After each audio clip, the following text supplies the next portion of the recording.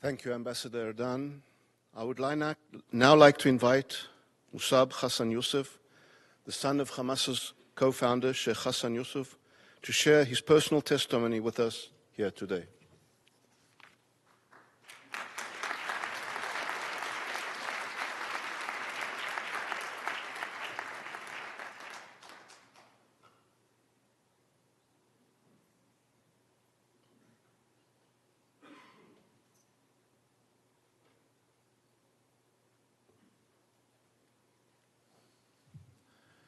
Hi, everyone. Good afternoon. Ambassador, thank you for having me and giving me this important podium. Such a difficult situation. I see lots of division and confusion, lots of hatred, lots of misinformation. And everybody speaks on behalf of the children and on behalf of the innocent. But I am not sure about their real intention. But today I can speak on the authority of a Palestinian child, someone who grew up in that culture. Hamas' first crime against children in the Palestinian societies is not arming them or encouraging them to carry suicide bombing attacks. It's the religious, ideological indoctrination that I had to go through.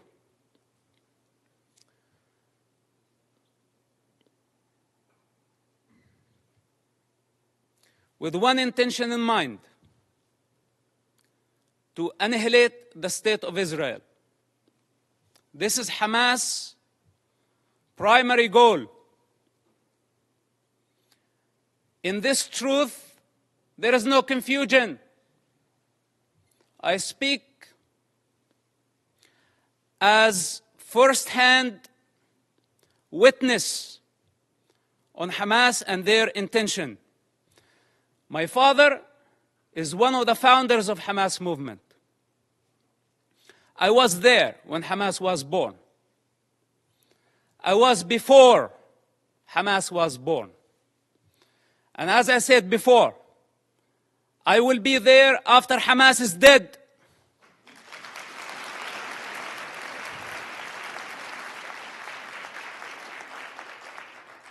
I am not a part of propaganda. I don't work for nobody. I only represent myself. And on this authority, I speak. So don't be mistaken. And take my words very carefully. Hamas is committing a crime against this generation and the next generations to come. So blaming Israel is not going to solve the problem. Imagine a 10-year-old child. When I disobeyed Hamas, I was tied up to a post and I was whipped by Hamas top leader.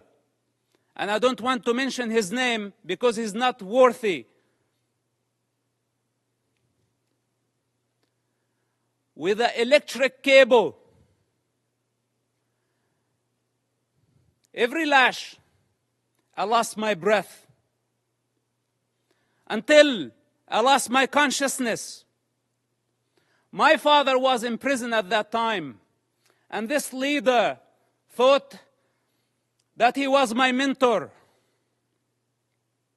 This is Hamas discipline. This is how they wanted me to be. To become a violent savage like them. And the very basic intelligence of a child, when I felt that was not natural, it wasn't. But I had still to go to the mosque to please my mother and please my father and obey this type of monsters. I hate to talk about my personal struggle. And I hate to be in a position to be at defense. He also don't like to be at defense. Because this is what Hamas did to Israel on October 7th. They put all of us at defense. But this doesn't mean that we are not going to win the war.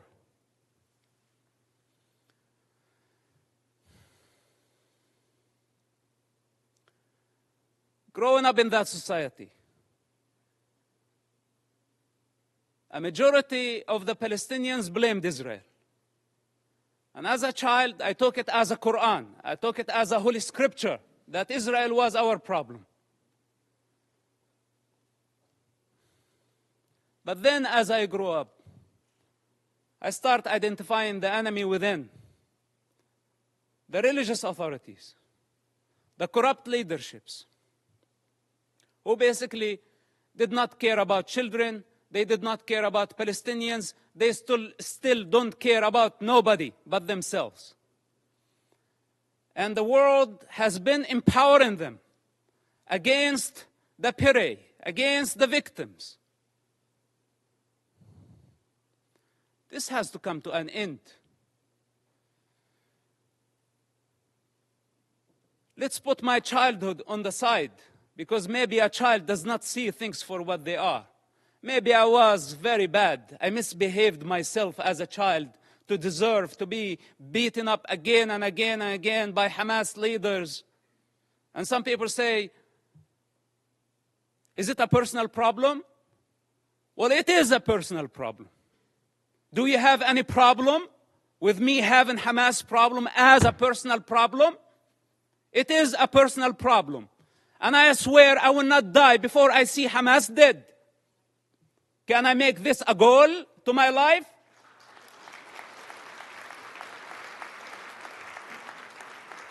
You know, unlike many of the leaders who sit here and give Hamas legitimacy by not condemning them, if the entire world stand there and say otherwise, the child witness within will always be there. And nobody can deceive that child anymore.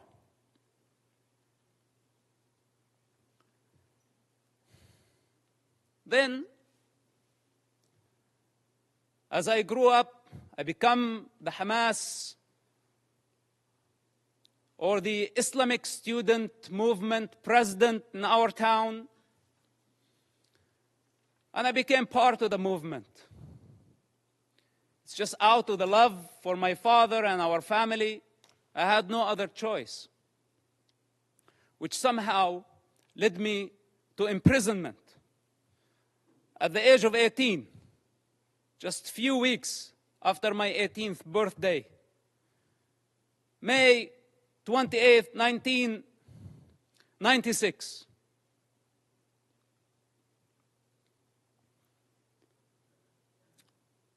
My problem was not Israel who arrested me during that experience. It was Hamas again, but this time with a lot more brutality, a lot more pain than the pain I experienced on a personal level.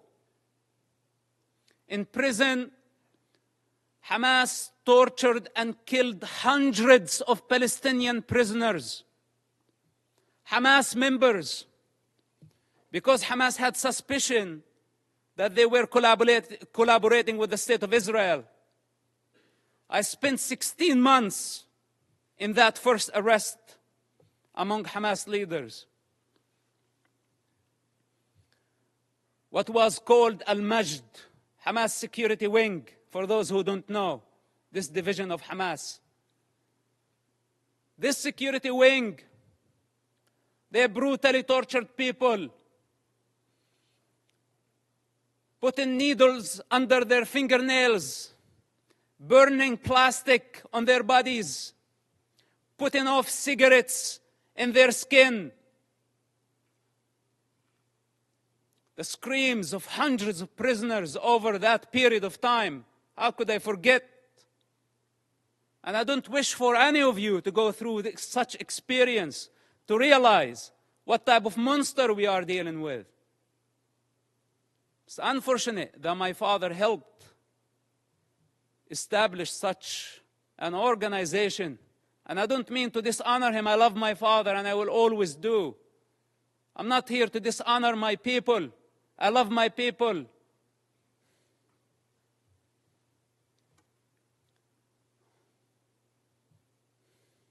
But I cannot believe how far Hamas was able to travel in this madness, and we could not stop them. After I was released from prison, I made very hard choices. And I don't have the time to go through all my motives, but yes, I had many motives. Many motives to fight against Hamas, and I still do. And nobody can get in my way. Not even the United Nations.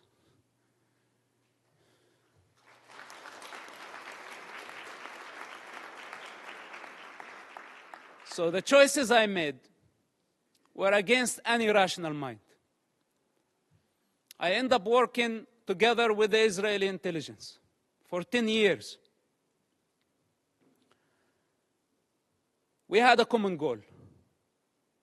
That goal was to stop suicide bombing attacks. Hamas, for those who don't know, or those who have short memory, carried many suicide bombing attacks during the 90s and the early 2000s. Dozens of suicide bombing attacks where a suicide bomber took an explosive built went to inside a bus and blew himself up, killing all type of people. Not only Israelis. Americans were killed. Europeans were killed. Other nationalities, including Israeli Arabs, including Muslims. Hamas did not differentiate. Take Hotel Park, for example. On a holiday, on the most sacred Jewish holiday, a suicide bomber go into the dinner, blow himself up, kill more than 30 people. Some Holocaust survivors died in that attack. Dolphinarium, some teenagers having fun at the beach. Hamas suicide bomber killed about 18 and wounded dozens. Look up, see how many buses. It did not stop there. Hamas attacked the Hebrew University. 6 Americans were killed in that attack.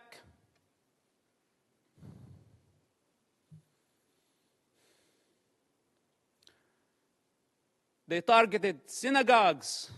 They targeted everywhere. Knowing the Israeli retaliation, they invite violence. They love violence. Hamas, without chaos, cannot survive. It's their climate. This is where they thrive. When the peace process came, if you follow the history of Hamas and their development or their evolution, whatever you want to call it, Hamas, what sabotaged the peace process through suicide bombing attacks.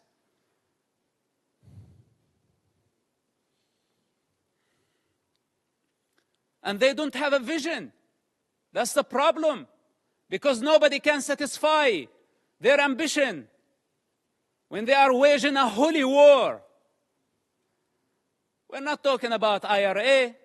We're not talking about other political terrorist organizations that we can pressure them, bend them, bring them to the negotiating table. We are talking about a religious group that does not believe in political borders, that wants to annihilate an entire race in order to build an Islamic state. I don't know what else can be said about this group. And I don't know why it's not obvious to everybody that the United Nations fail to condemn them.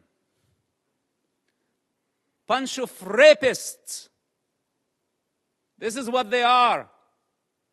Lower than animal consciousness.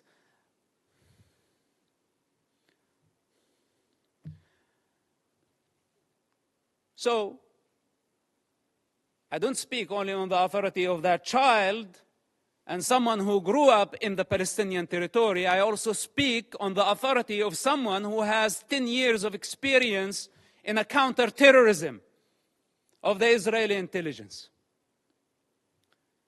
It took us 8 years to capture someone by name Ibrahim Hamid.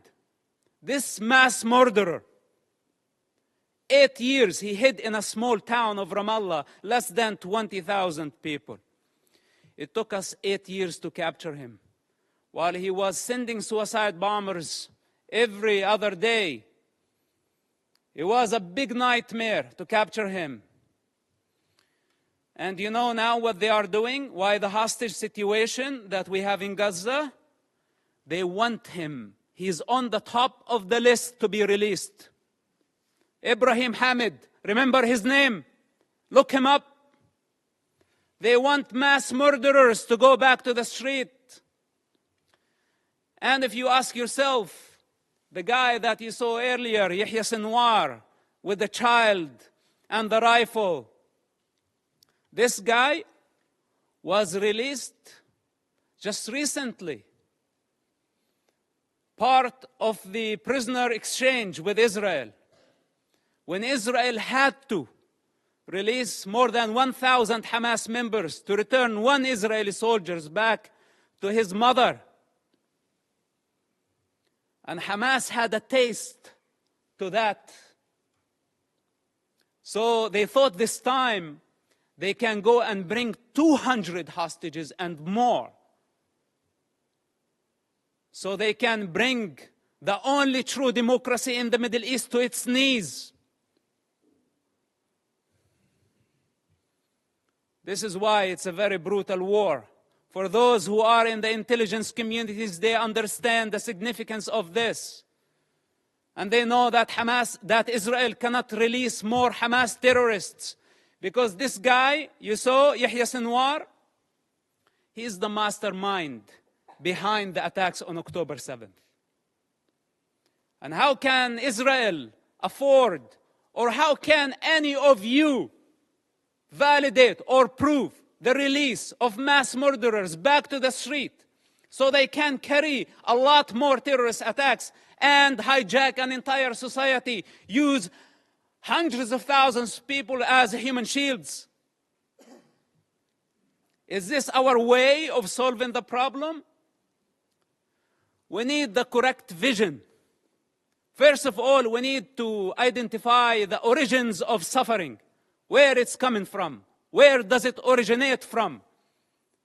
We need to identify the disease. Then we can provide the cure. Up to this point, we haven't identified the disease.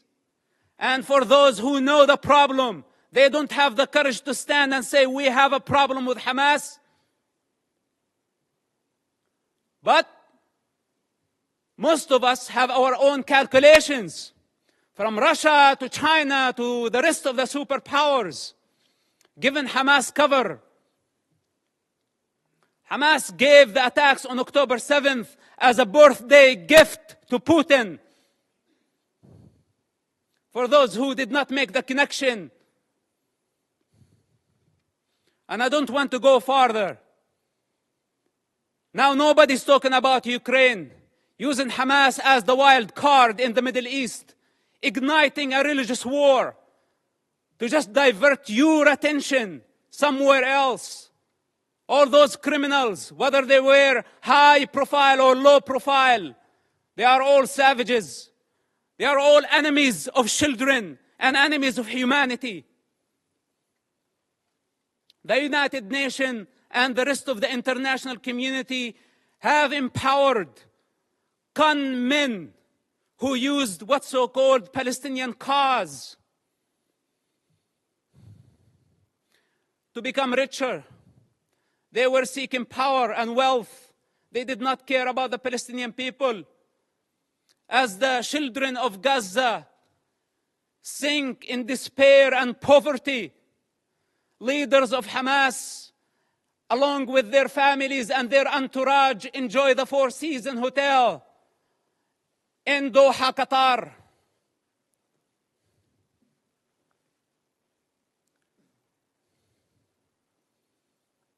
We can continue putting our head in the sand, but then we have escaped our responsibility. I can go on and on for hours, or should I say for 46 years of my life. But I don't have the time. I don't have the time.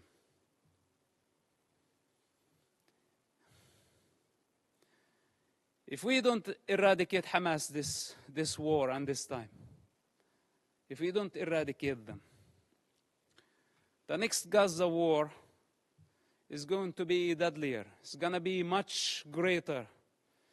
If today we are complaining about 10,000 casualties, even though I'm not sure about the numbers because it's Hamas statistics, I don't trust anything they say or anything they do. But even if it was true, it's actually a miracle that we have only this number. The next war, we will talking about hundreds of thousands.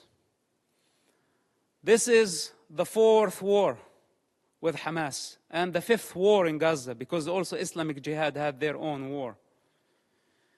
If we don't eradicate Hamas and other terrorist groups in Gaza this time and give Gaza back to the people of Gaza, we will give them legitimacy. We will show them that we are afraid. And tomorrow, they will come back with vengeance.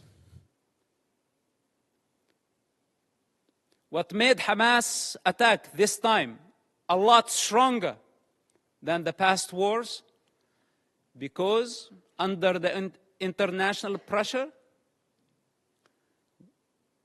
we had to negotiate with them. And we had to give them legitimacy. This is what encouraged them and gave them power.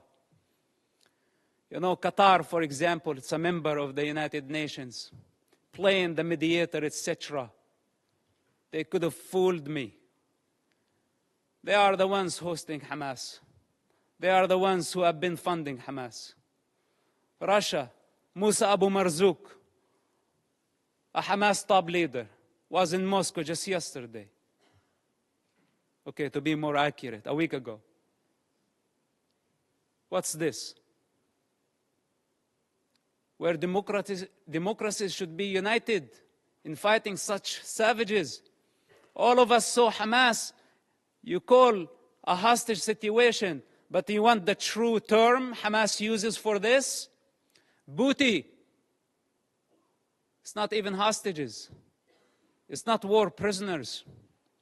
All of us saw Hamas, savage, grab a teenager girl from the neck, pushing her into the unknown.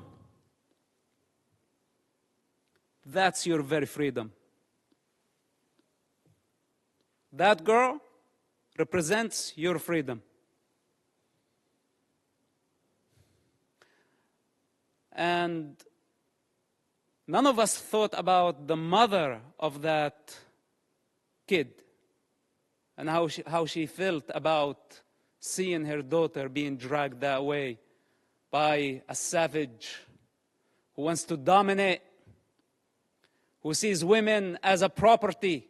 This is how Hamas sees women, a property, something they can own. As they want to own territory, more territory, their lust, their sexual lust, their lust for power, their lust for territory.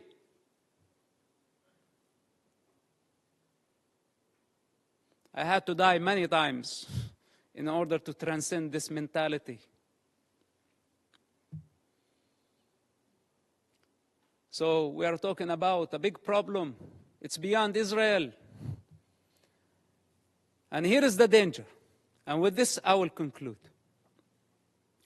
The danger if Israel fail their war in Gaza, which is a brutal war, because if it was open war, Israel would annihilate Hamas in no time, matter of hours, let's say days. Hamas is finished.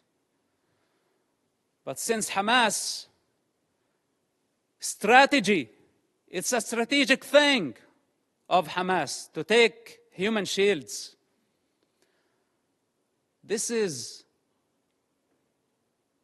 crime cannot be forgiven. None of us should forgive this crime. Gambling with children's blood for political gain, it doesn't get worse than this. So Israel now got stained by blood. This is what Hamas wanted to happen from day one. They wanted to sacrifice thousands of children so Israel can take the blame. Digging tunnels and bunkers under hospitals, schools, launching missiles. A Hamas misfire, how many people killed at a hospital, and they went so fast to blame Israel, and the rest of the world listened to them and listened to their propaganda. Nobody is concerned to check what is true and what is false. Whatever that serve our political and short-term interest, we go for it. Suicidal, not knowing that we are going against evolution. We are going against the collective consciousness of humanity. We're going against the interest of children, the defenseless children who has no one to speak on their behalf. They don't have the power to discern. And yes, they are dying. But who's causing all this death? Blame is the cheap way. It's the way of the coward. Those who have the courage, take responsibility. They don't blame.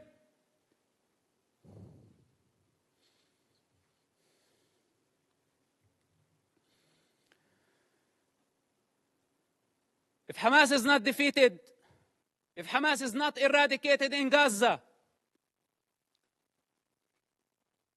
we will set the model. We will give the freedom to so many radical groups around the world, especially in Europe. Because many of ISIS have fled to Europe under civilian cover.